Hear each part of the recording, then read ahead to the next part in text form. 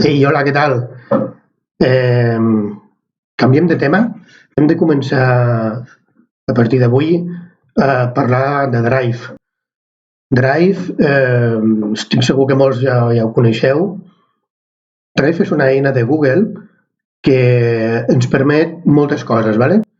El primer i més important és que ens deix un espai actualment de 15 gigas perquè hi puguem deixar arxius en el núvol i allà estiguin accessibles des de qualsevol lloc que tingueu un accés a internet. A part d'això també té un munt més d'eines, algunes de les quals en parlarem en propers vídeos, ¿vale?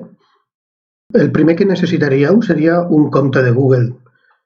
Bé, ja us dic que el compte que teniu corporatiu de Linux Basecamp és un compte de Google i teniu ja aquest espai i accés a totes les eines que anirem veient, ¿val?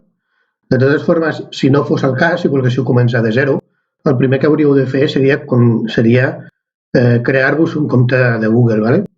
Anem a fer això en un moment, només perquè veieu com es fa, que és molt fàcil, ¿vale? Primer, m'he obert un navegador, si és Google Chrome millor que millor, perquè està perfectament integrat, funciona molt bé. Aniríem a drive.google.com, faríem intro, li diríem que és un Google Drive personal. Llavors aquí ja ens demanaria un compte per entrar, o bé el que farem aquí, que serà crear un compte nou. Vale? Aquí li donaríem a crear un nou compte, serà per mi. Llavors li poseu un nom i aquí sobretot el nom d'usuari serà el nom que li posareu al vostre compte de Google. Tindrà un arroba gmail.com. En aquest cas li posaré lp alumne 05, ¿vale? I això serà alumne 05 i el cognom serà alumne 05. Li posaríem una contrasenya, confirmaríem, i llavors faríem siguiente, verificaríem el nostre telèfon, deixem-ho que ho posi i faci ara siguiente, ens demanarà un codi,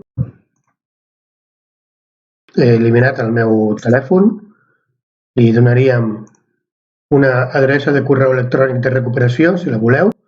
Jo, per exemple, li posaré lr6.camp.cat, posaríeu una data, per exemple, i llavors faríeu siguiente, accepteu i feu crear cuenta.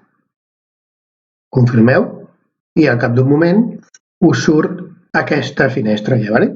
Això seria l'entorn, fixeu-vos que teniu els 15 gigas que us havia comentat abans, i aquí és on tindríeu l'espai per anar posant i treballar amb els vostres arxius, ¿vale? Quines coses podem fer? Doncs mireu, si feu aquí nuevo, veureu que podem pujar arxius i carpetes, evidentment, també podeu arrastrar directament, però podem fer documents amb una eina que es diu Google Docs, documentos de Google, que és una espècie de Word de Microsoft, però bastant diferenciat.